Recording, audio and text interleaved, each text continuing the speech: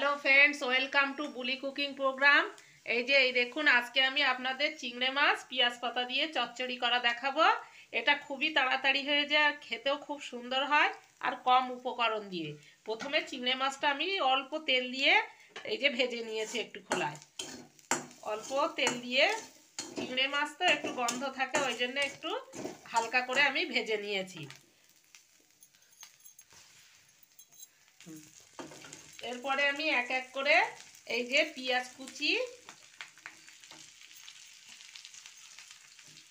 পেঁয়াজ পাতা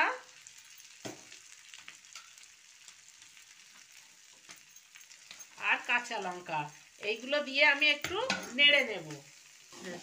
এই দেখুন, পেঁয়াজগুলো আমার প্রায় ভাজা ভাজা হয়ে গিয়েছে চিংড়ি মাছের সঙ্গে। এখন আমি একটু টমেটো দিয়ে দিচ্ছি, পরিমাণ মতো লবণ, পরিমাণ মতো হলুদ গুঁড়ো,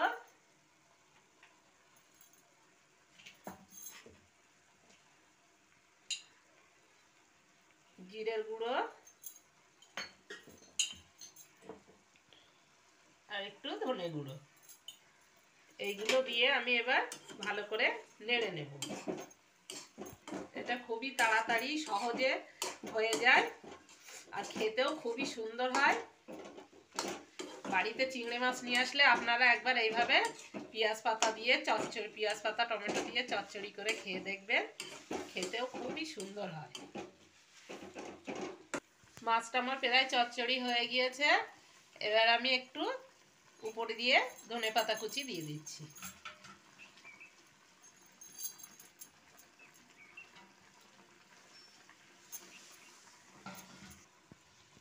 এই দেখুন, আমার মাছ রেডি হয়ে গিয়েছে, তৈরি।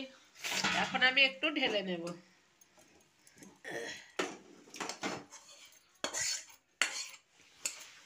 দেখুন, আমার চিংড়ি মাছ পেঁয়াজ পাতা দিয়ে তৈরি করা হয়ে গিয়েছে। আর আমার এই রেসিপিটা দেখে যদি আপনাদের ভালো লাগে, তাহলে আপনারা প্লিজ একটু লাইক সাবস্ক্রাইব করে দেবেন। আর আপনারা ভালো থাকবেন, সুস্থ থাকবেন। এইভাবে আপনারা একবার বাড়িতে বানিয়ে খাবেন।